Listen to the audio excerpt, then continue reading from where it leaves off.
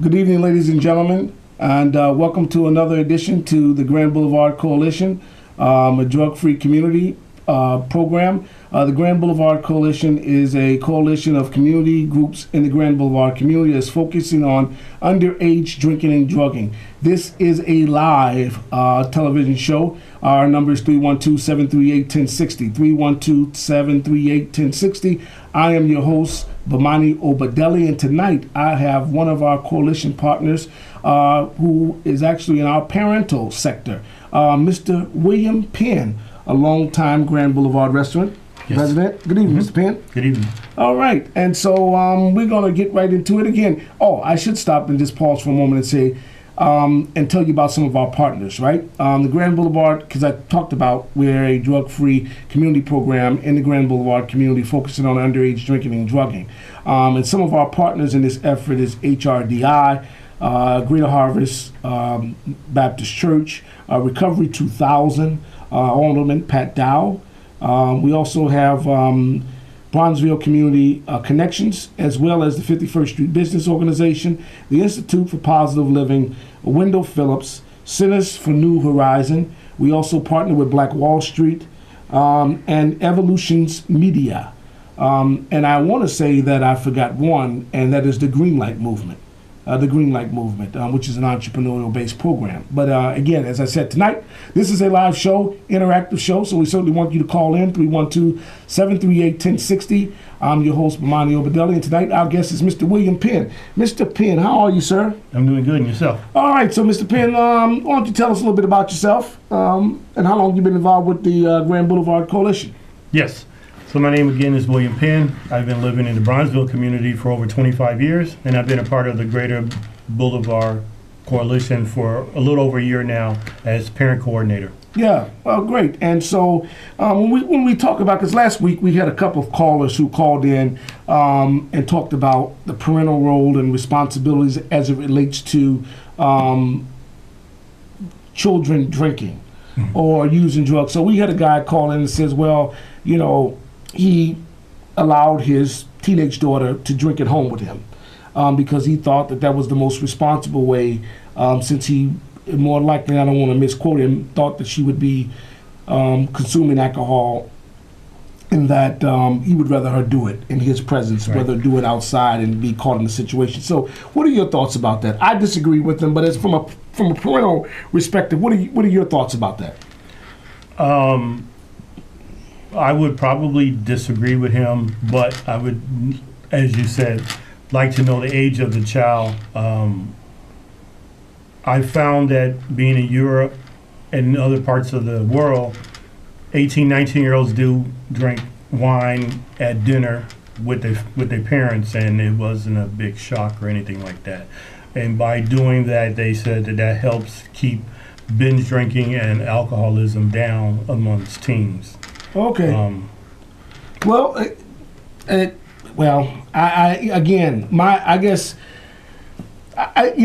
think that once you start, as someone used to, as a wise person always told me, how do you unring a bell? Mm-hmm. And so I don't, whether my child at 18 or 19 is going to indulge in alcohol, what I know they're not going to do is engage in it in my house at 14, 15, 16 years old. That's just my personal opinion about it. And I agree with you 100%. Yeah, in my home, the same thing. And for marijuana, the same. I think that you have parents today that says that'll say, and I've gotten this from other parents too, not just even the caller last week. Parents will say, well, I think it's suitable to allow your child. I'd rather they smoke in the house. I'd rather they drink in the house. I'd rather they have sex in the house. Now, all this is underage than doing it somewhere else where it's in an uncontrolled environment and something bad happens to them.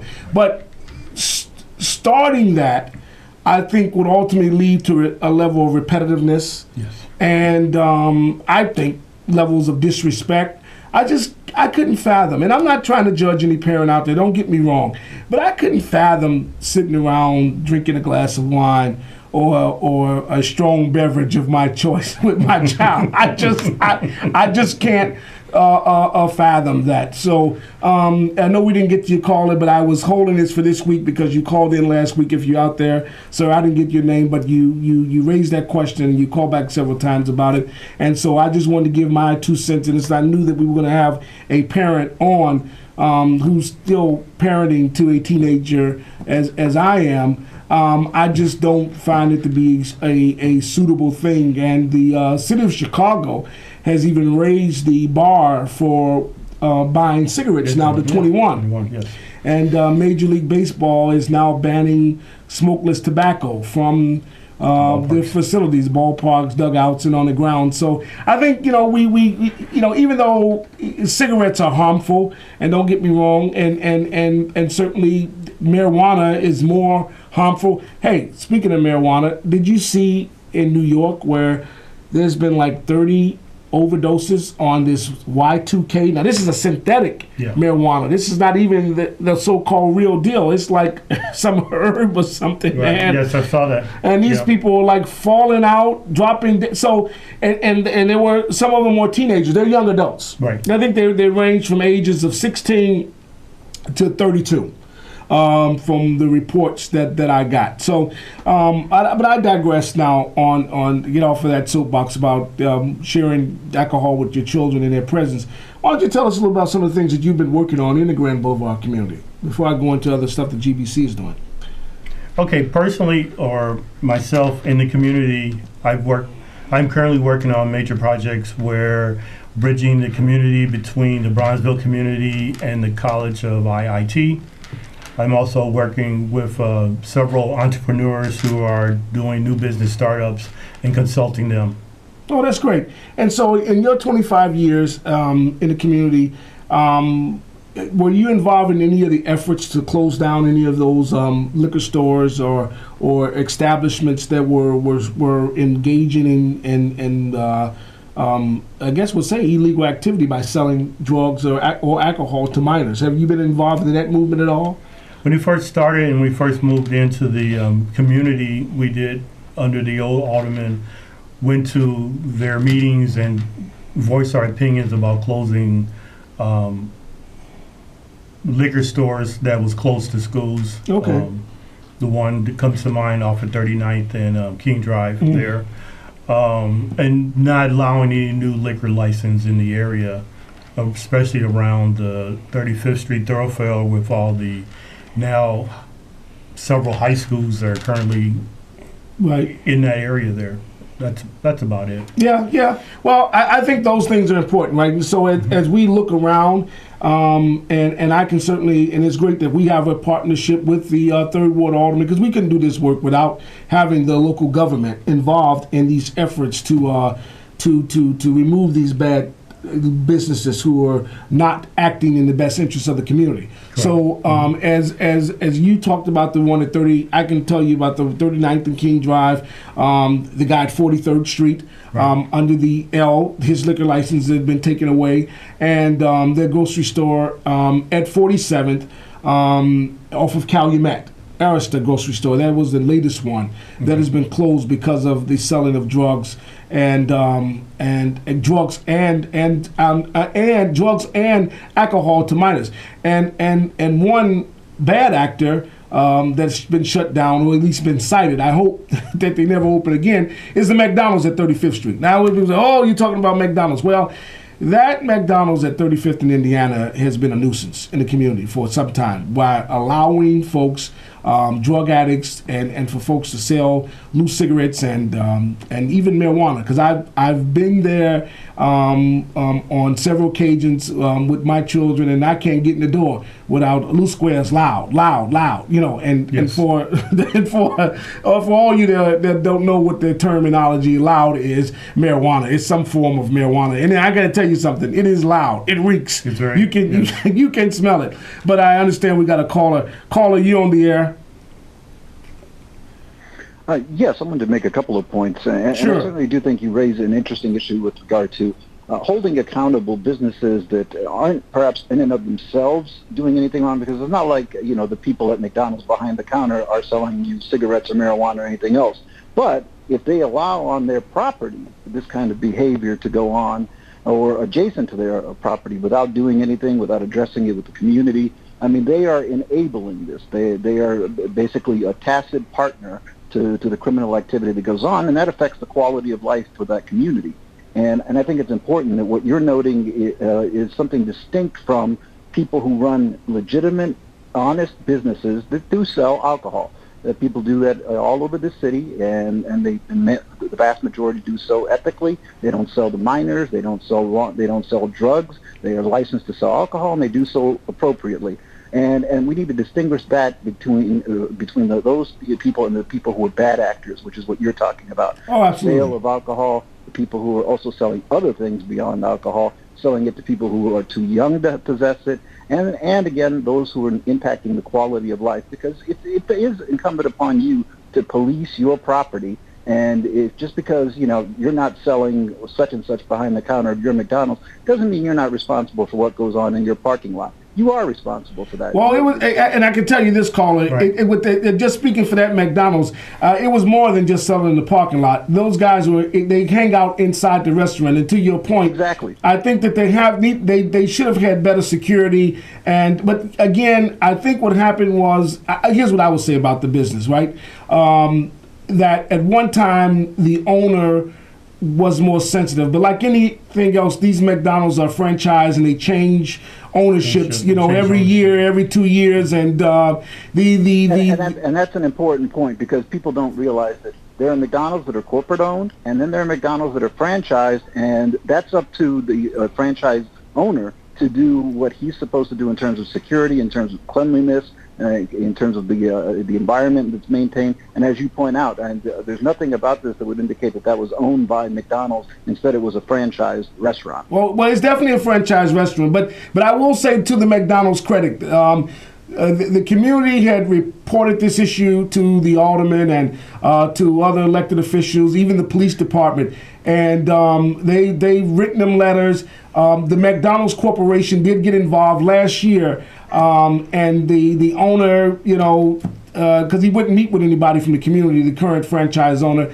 McDonald's stepped in. They even hosted a meeting there, and they, paid for food and all. They kind of build the relationship. But, 3 months. And that's an important point, and you're making an important point that I think a lot of people aren't aware of, that franchisees are only allowed to operate a McDonald's restaurant because they abide by certain standards established by the corporation. So if you have an issue with a franchisee, you can write the corporation and you can protest, and you can have your friends and neighbors do so, and they can take it up, and they can even pull their license. They can pull their franchise if enough pressure is brought to bear. But I guarantee before that happens, that owner will change their policy. Well, here's what happened. What happened is, apparently the Chicago Police Department did a sting there early in the week, and they caught several guys in there selling narcotics, and the city of Chicago came in and they closed the business. They put a green sticker in the window and shut the business down. And so they probably will be back open. There are some other things that they got going on, but I think this is a start,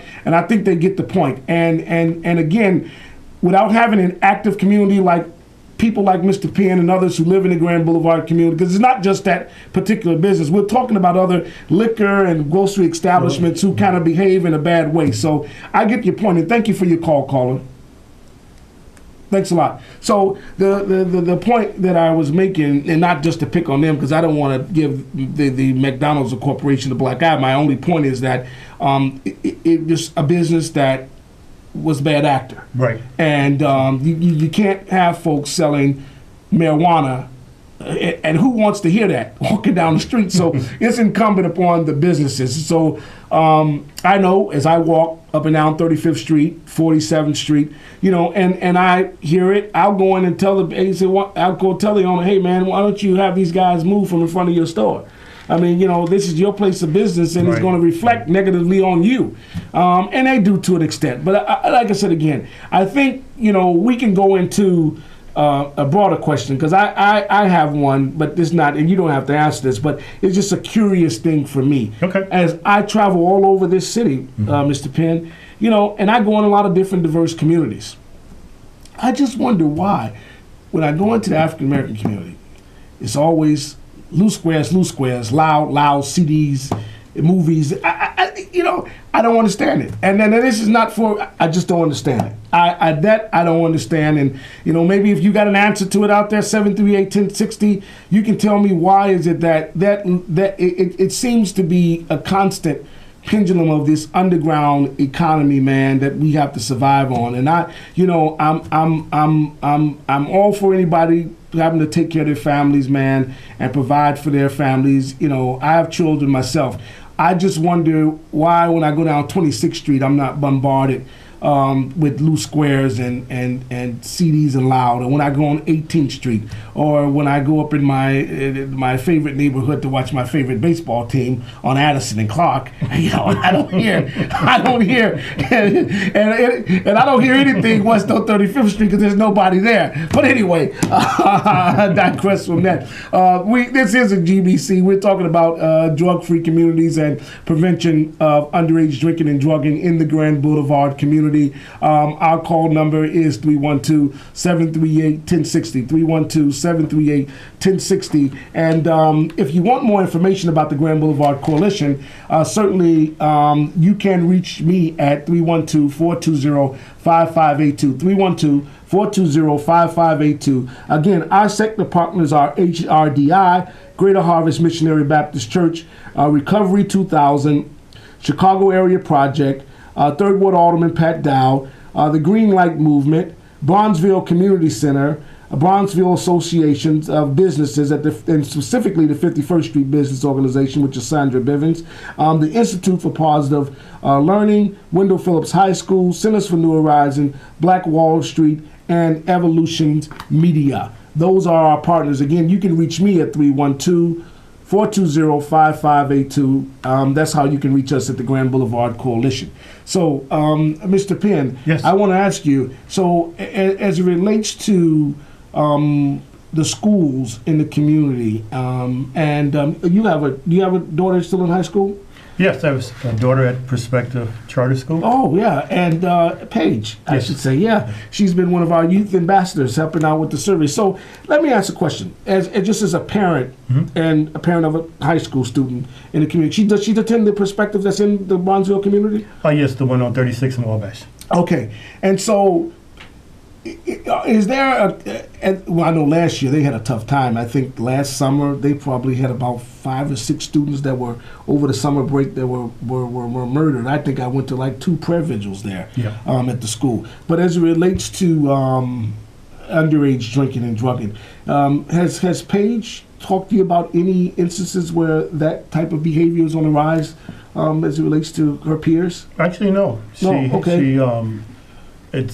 We talk about it because I try to be, because of the coalition and what she's doing and what I'm doing. We talk about how we can bridge the gap with parents and the kids, and how that particular school Perspective being very open to us coming in with ideals and suggestions, and Paige taking the lead and talking to other students about being peer advocates and to make sure that they understand that it's not cool to drink or do drugs or to smoke. Not to sound corny, but this being sober in yourself and standing up for yourself is where some kids think is at. Right. And it's an unfortunate thing, as I was telling Lafayette Ford, who was our guest last week, who works for CPS, Mr. Ford, that, when I was out in Roseland working with a community organization, man, we had one elementary school that was having a severe problem, man, with 12 and 13-year-old students coming to school drunk. And we did one of these restorative justice peace circles with the man, I couldn't. What came out was that a lot of the kids do it because their parents allow it, right? Right. So even on, and we're going back to the parent thing, even on New Year's Eve, I know that we like to pop champagne. They get grape juice. Listen, I'm just not gonna. I don't encourage the behavior at all. I think when a child, they say your brain doesn't fully develop until you're 26. I'm 42 and I'm still wondering if mine. if mine is still developing. So, but they say your brain doesn't develop to 26. I mean, those are statistics that we get, and so I don't think that a child is capable of, in my opinion, of just being able to handle alcohol. I don't, I agree. Cigarette smoke, but alcohol and marijuana, and even the studies say that marijuana takes away some cells in your body, man. And then this loud stuff with these blunts, man. I don't know what that stuff is laced with. I do know that they, and you go into all these little gas stations in the community. They got these different blunt papers all around, and there was a movement a while back that, I think Father Flager and some other community activists were going in the stores to take out the crack pipes and remove the paraphernalia, I should say, for which one could use drugs with. So the top papers and all that stuff was removed. That's gone now, yeah, right? But now it's blunts. Yeah, so now we're going to have to start that movement again. Remove blunts from the community. Oh, man, we may have to get some bulletproof vests for certain, man, if we start messing with these folks' blunt papers. I don't think it's just the kids. I think it's a lot of the adults too. But at the end of the day, it is wrong. So I know we've had a very active with people like John Cook with the Bronzeville Community Center that have organized parents and have organized the community around shutting down liquor stores. And don't get me wrong, we're not talking about going in to shut down liquor stores and ban people from drinking. We don't want them to act irresponsible. We don't want them selling to minors. We don't want them allowing individuals to come in and buy liquor for minors. So that's what we're talking about. We're not into getting rid of businesses. God knows we need businesses in our community. And in fact, some of those businesses that we're looking to have partnership with, like Rothschilds and several others, the Good Time Sports Bar. But I believe we got a caller. Caller, you're on the air. Hello, my name is Laurel, and I work within the Grand Boulevard Community. I had a question, and that question is, you talked about a school that was having problems with the children drinking or the students drinking, and that you had a restorative justice peace circle. Yes. I would like to know how you know if that peace restorative circle was effective. How do you know that it made a difference in those youth lives? Well, I would say this. The difference was that the principal reported that they stopped bringing the alcohol to school. That was the only way the judge. I mean, the deal was that they were bringing it in water bottles. They were bringing them, and pouring the juice out and putting wine in it or whatever concoction, a mixture. But at the end of the day, it came to be alcohol. So it was a decrease. I mean, we talked to them about it, and it was weekly conversations in these peace circles. And then we went into the school and started working with them hands-on. Now, there was a situation where some were addicted. So, Laura, we had to seek HRDI and some other alternative clinical help for them. But that's the only way we could engage. And of course, I didn't follow them because these kids were in the 7th grade. By the way, I should say we didn't have 8th graders. I'm talking about 7th graders. This was one particular set of kids that hung out together. Anyhow, when they closed the 50 schools, they closed that school and merged it with another one. But Laurel, thank you for your call and thanks for the work that you put in. We got 2 minutes left, but we got another caller we're going to try to squeeze in. Caller, you on the air? Caller, you on the air? Could you turn your TV down? Caller? Yes, this is Miss Walton. I'm calling from Recovery 2000. Oh, Miss Walton, how are you? One of our coalition partners. How are you this evening? I'm trying to call and get in contact and see how I can get with you guys to help to curtail some of these issues, because I think it starts in the home with the families as well as in the street, in the schools, and their peers. Well, let me just commend you for the great job that you've been doing at Recovery 2000 as one of our partners. So we will continue to work with you to help us address the needs of the community. How does that sound? That sounds fantastic. Absolutely. Thank you, guys. Oh, no, thank you for watching and thanks for calling. Thanks for calling. Thank you. All right, thanks for your call. Well, we're almost up against the clock, Mr. Penn. So, listen, it has been a pleasure. Thank you for your time.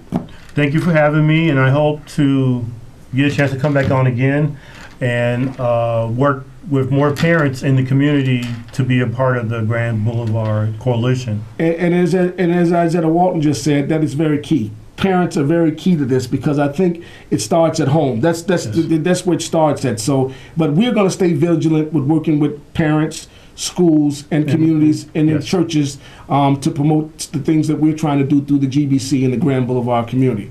So this has been another great week, an excellent show. I thank you for your calls and your participation. Thanks to Aviance. I didn't give her a shout out last week, our phone technician over there, and to all the partners in the Grand Boulevard Coalition. And thank you to you, the callers, the viewers, because this wouldn't be possible without you, and to CAN TV also. So until next Thursday, God bless. Thank Peace. you. Thank you.